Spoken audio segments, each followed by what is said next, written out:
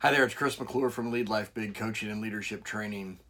We're going to start a new video series on some teachings from a recent blog article that I wrote called 7 Steps for Preparing Well for a Leadership Transition.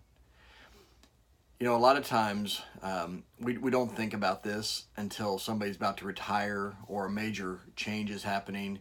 But I think there are a lot of leadership transitions that we have in our organizations that we just don't prepare well for. And a lot of it comes because we just aren't that intentional. We don't think about it in advance. We don't do the upfront work for the long-term benefit because we just lose sight of it. We just don't think it is relevant. And then what happens is when we need it, it's too late. And so therefore, when a transition happens, it's more painful than it should be. Even if it's not bad, it's just hard. You know, it makes it harder for us.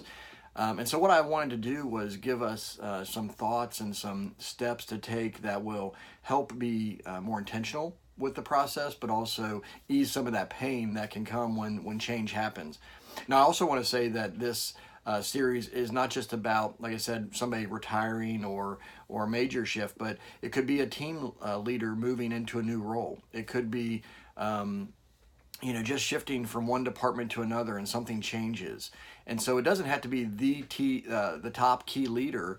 It may just be a team leader, a department leader, whatever it is in your organization, in your setting, that's moving on to do something different. So I think these steps are very applicable in a variety of settings, whether it's a major shift or whether it's a smaller shift.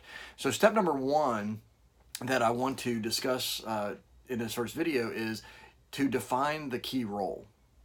So define the key role. What used to be the need may not still be the need. Okay, it's easy to think that just because the title and the position hasn't changed, that the role itself hasn't changed. But as we know, just with society and culture in general, things are changing quickly and rapidly these days. And so maybe the needs of your organization, your institution, whatever entity you're in, there might be some changes in that role that need to be made, but we need to make sure that we define those as step one, because before we start to look for the next leader to step into that role, we need to make sure we know what we're looking for. And so step one is define the key role.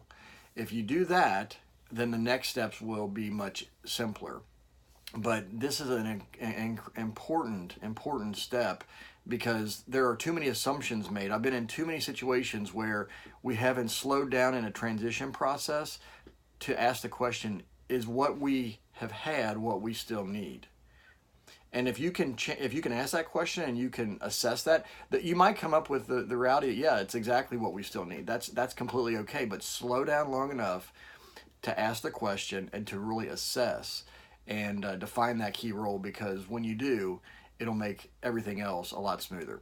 So I look forward to connecting with you next time as we look at step two, which is to define the key tasks. So step one, define the key role, but then step two, we're going to look at define the key tasks so that we make sure that what this new leader is doing is what we need for the betterment of the organization.